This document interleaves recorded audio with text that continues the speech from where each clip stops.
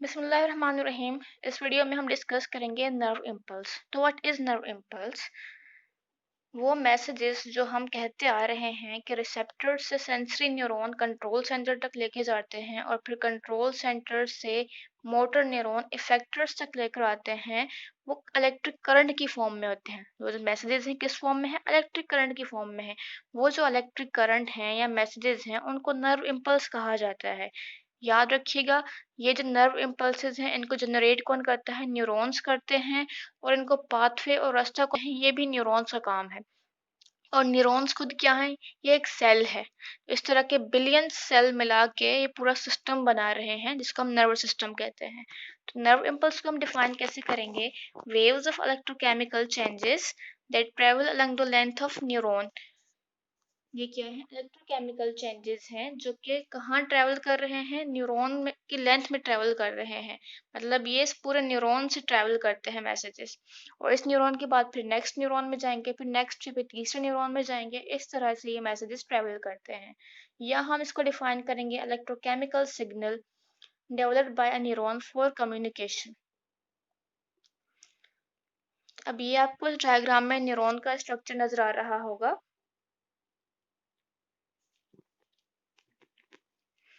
Neuron का structure हम पहले डिस्कस कर चुके हैं कि इसकी 3 पार्ट्स हैं। डेंड्राइट्स है, न्यूरॉन है। न्यूरॉन क्या है? ये एक सेल है। तो कोई भी सेल किससे बना होता है? सेल के बाहर में एक मेम्ब्रेन होती है जिसको हम सेल मेम्ब्रेन कहते हैं। तो न्यूरॉन भी चूंकि एक सेल है, इसके बाहर की जो मेम्ब्रेन होगी, इस मेम्ब्रेन को न्यूरोलिमा कहा जाता है। तो व्हाट इज न्यूरोलिमा? न्यूरोलिमा न्यूरॉन सेल्स के बाहर की मेम्ब्रेन को कहा जाता है। तो अब इन न्यूरॉन्स में से नर्व इम्पल्स कैसे कंडक्ट करती है, इसके 4 स्टेप्स हैं। हम इन सबको डिस्कस करेंगे। सबसे पहले है रेस्टिंग मेम्ब्रेन पोटेंशियल, फिर है action potential, propagation of impulse and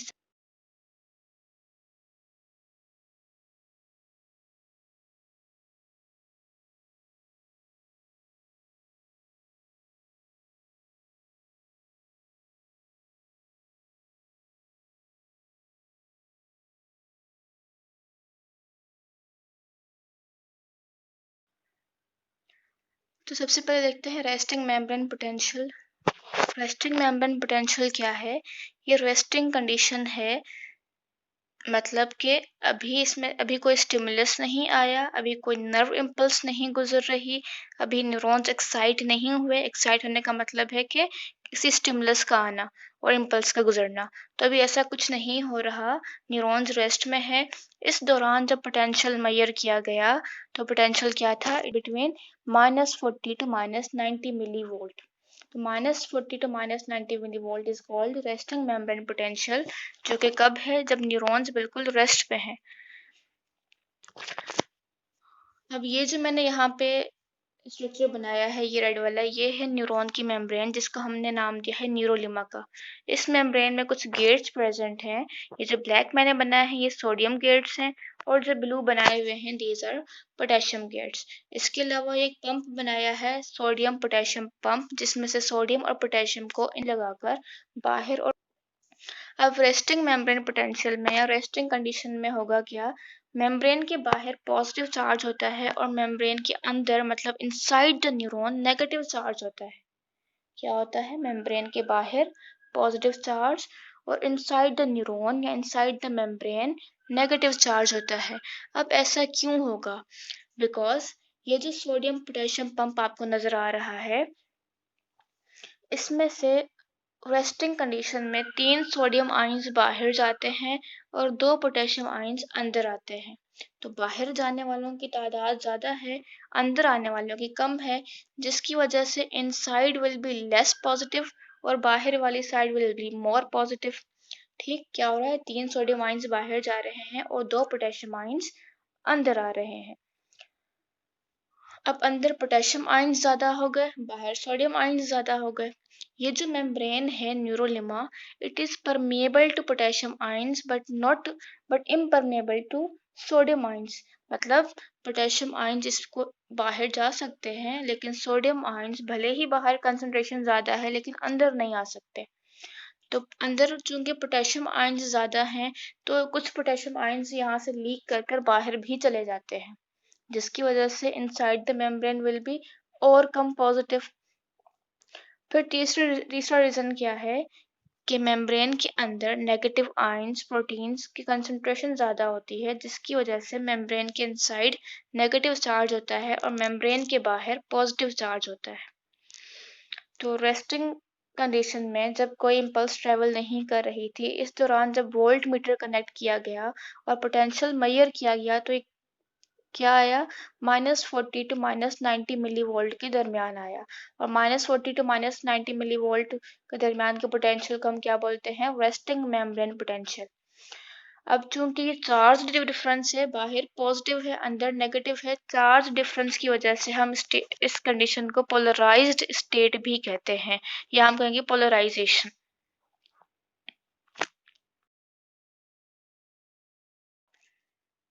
अब सेकंड है action membrane potential. Action membrane potential क्या है कि जब न्यूरॉन को एक्साइट किया जाए, मतलब कि कोई स्टिमुलस आया है, फॉर एग्जांपल आपने गर्म चीज को हाथ लगा लिया, आपने कोई कॉकरोच आके बैठ गया, कोई भी स्टिमुलस आ सकता है, तो कोई स्टिमुलस आया और उससे हुई नर्व इम्पल्स जनरेट। अब नर्व इम्पल्स कर रही है ट्रेवल, फॉर एग्जांपल इस न्यूरॉन में से इम्पल्स ने ट्रेवल करना है, तो इम्पल्स पहले इस हिस्से में आएगी फिर आगे हिस्से में बढ़ेगी। तो जिस हिस्से में नर्व इम्पल्स आ रही है, इसके आते ही क्या होगा, यहाँ पे मौजूद जो सोडियम गेट्स थे न्यूरोलिमा पे, वो खुल जाएंगे। उन सोडियम गेट्स के खुलने से क्या होगा, बाहर मौजूद जो सोडियम आयंस हैं वो बाहर से अंदर आना स्टार्ट हो जाएंगे।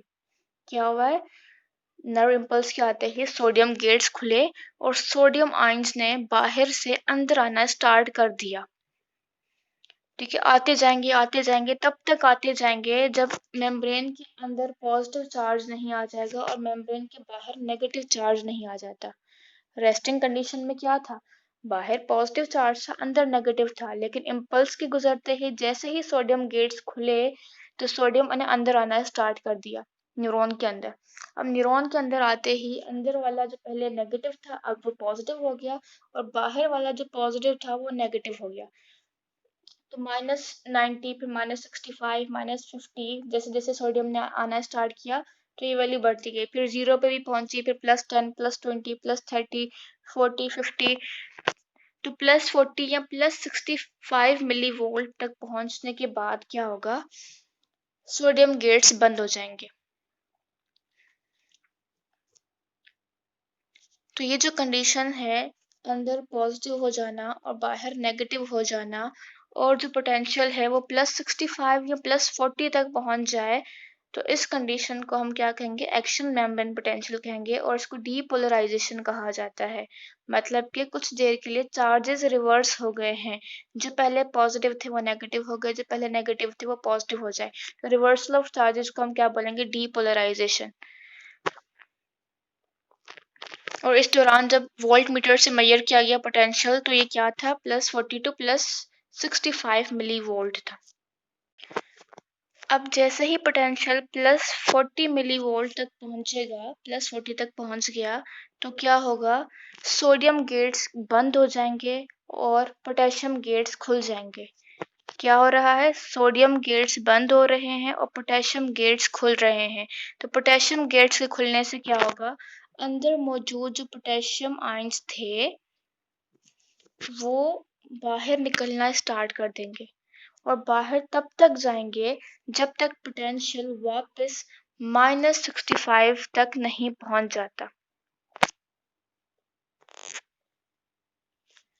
ठीक, मैं अगेन रिपीट करती हूँ, क्या हो रहा है, +40 मिली वोल्ट तक पहुंचते ही सोडियम गेट्स बंद हो गए, सोडियम ने अंदर आना बंद कर दिया, लेकिन अंदर तो सोडियम आयंस बहुत ज्यादा हो गए और अंदर क्या है, पॉजिटिव चार्ज है।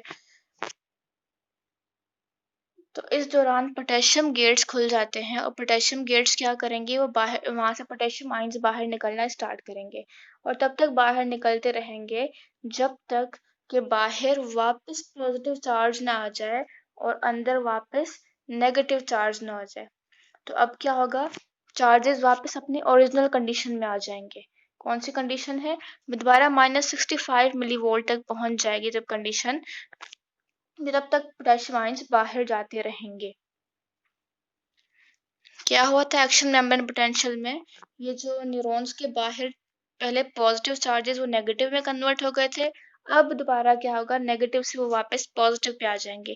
इसी तरह अंदर वाले जो नेगेटिव से पॉजिटिव हुए थे अब वो वापस नेगेटिव हो जाएंगे। किसकी वजह से? पोटेशियम आयंस के निकलने की वजह से। अब वो कंडीशन अचीव तो हो गई है कि बाहर अंदर नेगेटिव और बाहर पॉजिटिव, लेकिन किसकी वजह से बाहर पॉजिटिव? पोटेशियम आयंस की वजह से है। तो होगा क्या, यहाँ पे अब सोडियम पोटेशियम पंप एक्टिव होगा। सोडियम पोटेशियम पंप क्या करेगा, 3 सोडियम आयंस को बाहर लेकर जाएगा और बाहर से 2 पोटेशियम आयंस अंदर लेके आएगा। तो फिर ओरिजिनल कंडीशन वापस अचीव हो जाएगी। अब इस दौरान इम्पल्स यहाँ से गुजर चुकी है, इम्पल्स अब इस हिस्से में आ गई है न्यूरॉन के, तो इस हिस्से में दोबारा वही चेंजेस आएंगी। उसके बाद ये आगे वाले हिस्से में ट्रेवल करेगी इम्पल्स, तो दोबारा वही चेंजेस आएंगी। तो ये जो पोर्शन अभी हमने पढ़ा है जिसमें वापस वो कंडीशन अचीव हो गई है, पोटेशियम आयंस बाहर जाते हैं, इसको रीपोलराइजेशन कहते हैं। पहले पोलराइज्ड स्टेट थी, फिर डीपोलराइज्ड हुई, फिर पोटेशियम आयंस के बाहर जाने से जब वो वापस चार्जेस अपनी ओरिजिनल कंडीशन में आ गए जो कि पहले थे, मतलब बाहर पॉजिटिव अंदर नेगेटिव, इस कंडीशन को रीपोलराइजेशन या रीपोलराइज्ड स्टेट कहा जाएगा। तो अब हम स्लाइड्स में से देख लेते हैं कि unstimulated inactive neurolemma has a charge between -40 to -90 millivolt. कि अभी जो मेम्ब्रेन है न्यूरॉन की, ये इनएक्टिव है, अनस्टिमुलेटेड है, कोई स्टिमुलस नहीं आया, तो इस दौरान चार्ज क्या होता है, -40 to -90 मिलीवोल्ट के दरमियान होता है। ये क्यों है? It is due to the charge distribution, unequal charge distribution of ions across न्यूरोलेमा।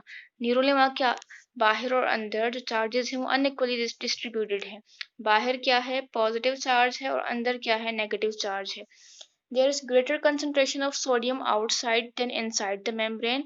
मतलब आउटसाइड मेम्ब्रेन के बाहर सोडियम की कंसंट्रेशन ज़्यादा है और अंदर वाली साइड पे पोटेशियम की कंसंट्रेशन ज़्यादा है। और दूसरा, this is due to sodium potassium pump. यहाँ पे सोडियम पोटेशियम पंप मौजूद है जिससे 3 सोडियम आयंस बाहर जाते हैं और 2 पोटेशियम आयंस अंदर आते हैं। और towards the inner surface of membrane, negative organic ions such as proteins or organic acids are more concentrated। और membrane के inside जो नेगेटिव आयंस हैं और प्रोटीन्स हैं उनका अमाउंट ज़्यादा है, जिसकी वजह से न्यूरोलेमा के इनसाइड या न्यूरॉन के अंदर नेगेटिव चार्ज होता है और बाहर पॉजिटिव चार्ज होता है। इस दौरान जो पोटेंशियल होता है वो जब मेजर किया गया तो वो -40 to -90 के दरमियान था।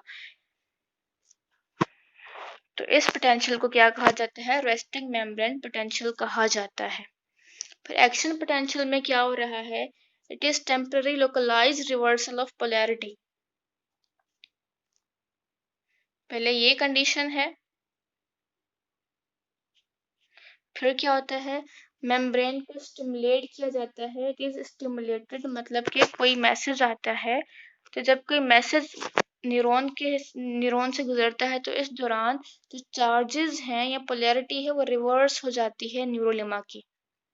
क्या रिवर्स होगी, ये जो पॉजिटिव हैं ये नेगेटिव हो जाएंगे और ये जो नेगेटिव हैं ये पॉजिटिव हो जाएंगे। तो इसको हम क्या कहेंगे, temporary reversal of polarity of न्यूरोलेमा। न्यूरोलेमा की जो पोलैरिटी है वो कुछ देर के लिए रिवर्स हो रही है, लोकलाइज्ड है, अभी सिर्फ इस हिस्से में है, बाकी न्यूरॉन का हिस्सा उसकी अपनी ओरिजिनल रेस्टिंग कंडीशन में मौजूद है।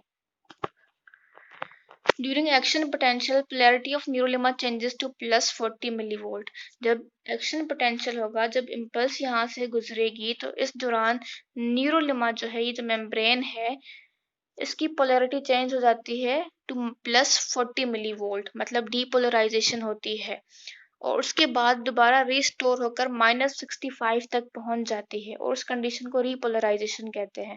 और ऐसा कैसे होता है, अपॉन स्टिमुलेशन, जब स्टिमुलेशन होती है, जब कोई स्टिमुलस आता है, जब न्यूरॉन्स एक्साइट होती हैं तो सोडियम चैनल्स ओपन हो जाते हैं, which allow sodium ions inside the cell, जिससे सोडियम आयंस न्यूरॉन के अंदर आना स्टार्ट हो जाते हैं और न्यूरॉन के अंदर आते रहते हैं, जिसकी वजह से जो पोटेंशियल है वो चेंज हो जाता है 40 या -65 से +40 मिली वोल्ट तक। तो +40 मिली वोल्ट क्या है? It is action potential. और इस कंडीशन को हम डीपोलराइजेशन कहते हैं, क्योंकि चार्जेस यहाँ पे कुछ देर के लिए रिवर्स हो गए हैं, नेगेटिव वाले पॉजिटिव और पॉजिटिव वाले नेगेटिव हो गए हैं। फिर जैसे ही +40 तक पोटेंशियल पहुंचेगा तो जो सोडियम गेट्स हैं वो बंद हो जाएंगे और पोटेशियम गेट्स खुल जाएंगे। मतलब सोडियम गेट्स अब बंद हुए और पोटेशियम गेट्स खुल गए। तो पोटेशियम भी अंदर ज्यादा था, सोडियम भी अंदर ज्यादा था। चूंकि पोटेशियम गेट्स खुले हैं तो पोटेशियम यहाँ से बाहर निकलेगा। तो potassium ions diffuse out causing repolarisation. तो पोटेशियम आयंस यहाँ से बाहर निकलना स्टार्ट करेंगे और क्या होगा? पोटेंशियल वापस -65 तक पहुंच जाएगा और इस स्टेट को हम रीपोलराइजेशन कहेंगे। लेकिन क्या फर्क हुआ है? अब कंडीशन ओरिजिनल वाली अचीव हो जाएगी। अब ओरिजिनल कंडीशन क्या थी? दोबारा ये पॉजिटिव हो जाएगा और ये नेगेटिव हो जाएगा। किस वजह से? पोटेशियम आयंस के बाहर जाने की वजह से। मतलब बाहर पोटेशियम आयंस से जाकर वापस पॉजिटिव कर दिया। लेकिन हमने देखा था कि रेस्टिंग कंडीशन में बाहर पॉजिटिव पोटेशियम की वजह से नहीं, सोडियम की वजह से होना चाहिए। तो जैसे ही रीपोलराइजेशन होती है तो यहाँ पे मौजूद जो सोडियम पोटेशियम पंप हैं, जो कि मैंने पहले ही बनाए थे, वो क्या करेंगे? दे बिकम ऑपरेशनल, एक्टिव हो जाएंगे और इनिशियल कंडीशन को रिस्टोर करेंगे। मतलब 3 सोडियम को बाहर लेकर जाएंगे अंदर से और 2 पोटेशियम आयंस को बाहर से अंदर लेकर आएंगे, जिसकी वजह से बाहर जो पॉजिटिव चार्ज है अब वो सोडियम आयंस की वजह से होगा और अंदर क्या होगा? नेगेटिव चार्ज होगा और अंदर पोटेशियम आयंस की कंसंट्रेशन ज्यादा होगी। तो दिस इज एक्शन पोटेंशियल। उसके बाद है propagation of impulse. Propagation of impulse में क्या होगा कि ये एक न्यूरॉन है, न्यूरॉन के इस हिस्से में इम्पल्स आई, उसके बाद इम्पल्स नेक्स्ट हिस्से में जाती है, फिर यहाँ पे डीपोलराइजेशन और रीपोलराइजेशन होगी, फिर इम्पल्स इस हिस्से में आएगी, यहाँ पे डीपोलराइजेशन और रीपोलराइजेशन होगी। तो मतलब वो इम्पल्स इस हिस्से में आई और फिर आगे पूरे न्यूरॉन में ट्रांसफर हो गई। इसको हम क्या बोलते हैं? Propagation of impulse. Action potential developed locally spreads along the entire neurolemma. तो इस जगह पे एक्शन पोटेंशियल डेवलप हुआ था और वो फिर पूरी मेम्ब्रेन जो है न्यूरॉन की उस तक स्प्रेड कर जाएगा। It is called propagation of nerve impulse. Propagation of impulse के बाद अब हम देखेंगे साइनेप्स। सबसे पहले समझते हैं कि साइनेप्स क्या है। अब एक नर्व इम्पल्स है जो इस न्यूरॉन से ट्रेवल करके आई, अब इसको यहाँ से दूसरे न्यूरॉन तक जाना है। नर्व इम्पल्स बॉडी के एक पार्ट से दूसरे पार्ट तक कैसे जाती है? न्यूरॉन से ट्रैवल करती हुई जाती है। तो एक न्यूरॉन से दूसरे न्यूरॉन तक जब जाती है, ये जो स्पेस है इसको साइनेप्स कहा जाएगा। The region where the impulse moves from one neuron to other is called synapse. ये रीजन जहाँ पे इम्पल्स ने एक न्यूरॉन से दूसरे न्यूरॉन तक मूव करना है, इसको साइनेप्स कहा जाता है। साइनेप्स में 3 पार्ट्स हैं। पहला है प्री साइनेप्टिक मेम्ब्रेन। जो पहला न्यूरॉन होगा उसके जो एंडिंग्स होंगी, जिनको हम एक्सॉन टर्मिनल कहते हैं, इसको प्री साइनेप्टिक मेम्ब्रेन कहा जाएगा। जब दूसरा न्यूरॉन स्टार्ट होगा तो उसकी मेम्ब्रेन्स को हम पोस्ट साइनेप्टिक मेम्ब्रेन कहेंगे। ये प्री और पोस्ट हो गया। प्री पहले वाले को कहते हैं और पोस्ट बाद वाले को कहा जाता है। इन प्री और पोस्ट के दरमियान या पहले और दूसरे न्यूरॉन के दरमियान जो स्पेस है, इस स्पेस को साइनेप्टिक क्लेफ्ट कहा जाएगा। It is a narrow space. अब अगर इम्पल्स चले यहाँ से यहाँ ट्रैवल करती गई, इसके बाद आगे अगर मसल आ जाता है, आगे न्यूरॉन नहीं, अब ये मसल आ गया है। For example motor neurons message लेकर आई इफेक्टर्स तक और यहाँ मसल आ गया, तो इस कंडीशन में कहा जाएगा मोटर एंड प्लेट।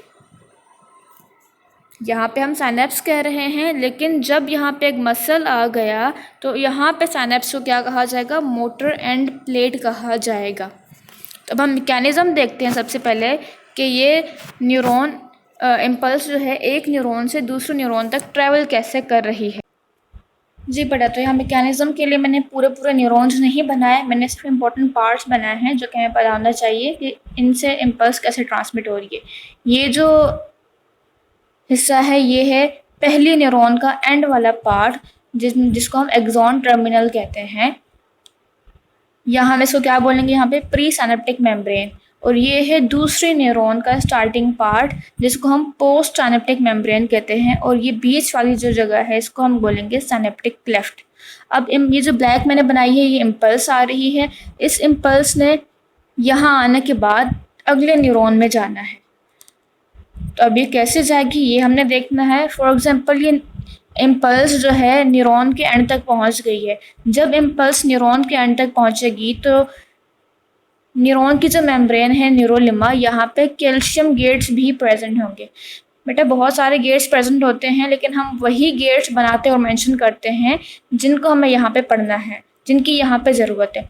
तो यहाँ मौजूद जो कैल्शियम गेट्स या कैल्शियम चैनल्स हैं इम्पल्स के आते ही वो खुल जाते हैं। जैसे ही वो गेट्स या चैनल खुल जाएंगे तो साइनेप्टिक क्लेफ्ट में मौजूद कैल्शियम आयंस होते हैं, वो कैल्शियम आयंस इन गेट्स के थ्रू प्री साइनेप्टिक मेम्ब्रेन में एंटर होना स्टार्ट हो जाएंगे। प्री साइनेप्टिक मेम्ब्रेन में जहाँ एक्सॉन टर्मिनल्स हैं बिल्कुल एंड में कुछ केमिकल्स भी प्रेजेंट हैं, उन केमिकल्स को कहते हैं न्यूरोट्रांसमीटर्स। जो प्री साइनेप्टिक मेम्ब्रेन है वहाँ कुछ केमिकल्स प्रेजेंट हैं, उन केमिकल्स को कहते हैं neurotransmitters. Neuro word brain nervous system के लिए यूज होता है, ट्रांसमीटर्स वो होते हैं जो कि मैसेज को आगे पहुंचाने, ट्रांसमिट करने का काम करेंगे। तो ये जो ग्रीन मैंने बाहर बनाई एक वेजिकल है, मतलब कोई थैले हैं, उसके अंदर जो छोटे छोटे बनाए हुए हैं वो कुछ केमिकल्स प्रेजेंट हैं, मतलब ये न्यूरोट्रांसमीटर्स किसी थैले में बंद हैं। अब होगा क्या, यहाँ से जैसे ही कैल्शियम गेट्स खुलेंगे तो कैल्शियम आयंस अंदर आना स्टार्ट हो जाएंगे। कैल्शियम आयंस के अंदर आने से क्या होगा, ये जो न्यूरोट्रांसमीटर्स हैं कैल्शियम आयंस इनको मेम्ब्रेन के एंड में लेके आएंगे और यहाँ पे होगी एक्सोसाइटोसिस, मतलब डिफ्यूजन के डिफ्यूज होकर ये मेम्ब्रेन से बाहर आ जाएंगे ये जो केमिकल्स हैं। मैं इनको ब्लैक से बनाती हूँ, ये केमिकल्स यहाँ पे यूँ बाहर आ जाएंगे। ये क्या है, ये न्यूरोट्रांसमीटर्स हैं। अब ये न्यूरोट्रांसमीटर्स बाहर आने के बाद जो पोस्ट साइनेप्टिक मेम्ब्रेन है इसमें कुछ रिसेप्टर्स प्रेजेंट हैं। ये जो ग्रीन मैंने बनाए हैं ये रिसेप्टर्स हैं। न्यूरोट्रांसमीटर्स बाहर आने के बाद इन रिसेप्टर्स से बाइंड कर जाएंगे। ये यहाँ बाइंड कर गए। जैसे ही ये यहाँ बाइंड करेंगे तो अगला न्यूरॉन जिसका ये पोर्शन बिल्कुल रेस्ट में था, अब यहाँ पे क्या होगा, सोडियम गेट्स खुलने से अंदर जाना स्टार्ट करेगा और यहाँ पे अब होगा रेस्टिंग से एक्शन मेम्ब्रेन पोटेंशियल। और इम्पल्स कहाँ चली गई, न्यूरोट्रांसमीटर्स के यहाँ बाइंड होते ही ये नर्व इम्पल्स यहाँ पहुँच गई। तो इन न्यूरोट्रांसमीटर्स ने मैसेज को इस न्यूरॉन से फिर दूसरे न्यूरॉन में ट्रांसमिट किया है। अब ये जो न्यूरोट्रांसमीटर्स हैं बीच में, यहाँ से कुछ एंजाइम्स आएंगे, वो इनको डिस्ट्रॉय कर देंगे या तो फिर ये डिफ्यूज़ होकर वापस इस मेम्ब्रेन के अंदर एंटर हो जाएंगे। ठीक, तो क्या हुआ है, ये प्री साइनेप्टिक मेम्ब्रेन है पहले न्यूरॉन का हिस्सा और ये पोस्ट साइनेप्टिक मेम्ब्रेन है दूसरे न्यूरॉन का हिस्सा। जो प्री साइनेप्टिक मेम्ब्रेन है इसमें केमिकल्स प्रेजेंट हैं जिनको हम न्यूरोट्रांसमीटर्स कहते हैं, वो एक वेजिकल में बंद हैं, एक थैले में बंद हैं। इसके अलावा जो प्री साइनेप्टिक मेम्ब्रेन है इसमें कैल्शियम गेट्स भी प्रेजेंट है। तो जैसे ही इम्पल्स न्यूरॉन के एंड तक पहुंचती है तो यहाँ पे कैल्शियम गेट्स या चैनल्स खुल जाते हैं। उनके खुलते ही कैल्शियम आयंस अंदर जाना स्टार्ट करेंगे। इनके अंदर जाने से क्या होगा, ये जो न्यूरोट्रांसमीटर्स हैं ये इनको पकड़ कर कहाँ ले जाएंगे, मेम्ब्रेन के साथ फ्यूज़ करवाकर और एक्सोसाइटोसिस के थ्रू बाहर भेज देंगे। बाहर आने के बाद ये न्यूरोट्रांसमीटर्स क्या करेंगे, जो पोस्ट साइनेप्टिक मेम्ब्रेन है उसके ऊपर मौजूद हैं कुछ रिसेप्टर्स, न्यूरोट्रांसमीटर्स आकर उनसे बाइंड करेंगे। तो जैसे ही उनसे बाइंड करेंगे तो उनमें जो सोडियम गेट्स हैं वो खुल जाएंगे। पहले वो रेस्टिंग कंडीशन में थे, अब जैसे ही सोडियम गेट्स खुले और न्यूरोट्रांसमीटर्स वहाँ बाइंड हुए और इम्पल्स वहाँ पहुँची तो ये क्या हो गया, एक्शन मेम्ब्रेन पोटेंशियल हो गया, एक्शन कंडीशन होगी। अब स्टिमुलस वहाँ पहुँच गया है।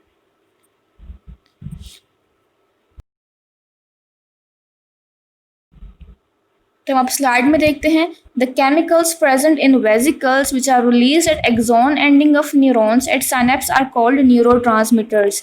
वो केमिकल्स जो वेसिकल थैलों में प्रेजेंट हैं एक्सॉन एंडिंग, कौन सी एक्सॉन एंडिंग है, वो प्री साइनेप्टिक मेम्ब्रेन वाला जो पार्ट है वहाँ पे, और कहाँ रिलीज़ होते हैं, साइनेप्स में रिलीज़ होते हैं, साइनेप्टिक क्लेफ्ट में रिलीज होते हैं। They are called neurotransmitters. Neurotransmitters are involve in transmission of impulse. तो मेन काम सारा किसका है, न्यूरोट्रांसमीटर्स का है, जो कि इम्पल्स या हमारे मैसेज को आगे ट्रांसमिट करते हैं। तो मैकेनिज्म क्या है, when an impulse is reached at axon terminals the calcium channels are opened.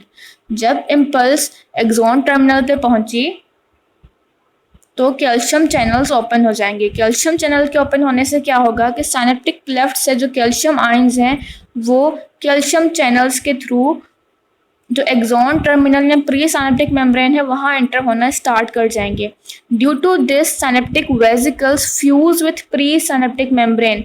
तो जो वेसिकल्स थे, जो न्यूरोट्रांसमीटर्स जिनमें बंद थे, वो फ्यूज हो जाएंगे प्री साइनेप्टिक मेम्ब्रेन के साथ, और फ्यूज होते ही क्या होगा, वो जो केमिकल्स होंगे वो रिलीज हो जाएंगे साइनेप्टिक क्लेफ्ट में। अब वो थैले में नहीं होंगी, अब वो केमिकल्स बाहर आ जाएंगे उस थैले से। तो न्यूरोट्रांसमीटर्स क्या करेंगे, वो जो पोस्ट साइनेप्टिक मेम्ब्रेन है उसके रिसेप्टर से जाकर बाइंड कर जाएंगे, और बाइंड करने से वहाँ पे एक्शन पोटेंशियल जनरेट होगा जो पोस्ट साइनेप्टिक मेम्ब्रेन होगी, और उसके बाद जो न्यूरोट्रांसमीटर्स होंगे वो रीएब्जॉर्ब हो फॉर रीयूज, ताकि उनको बाद में दोबारा रीयूज किया जा सके।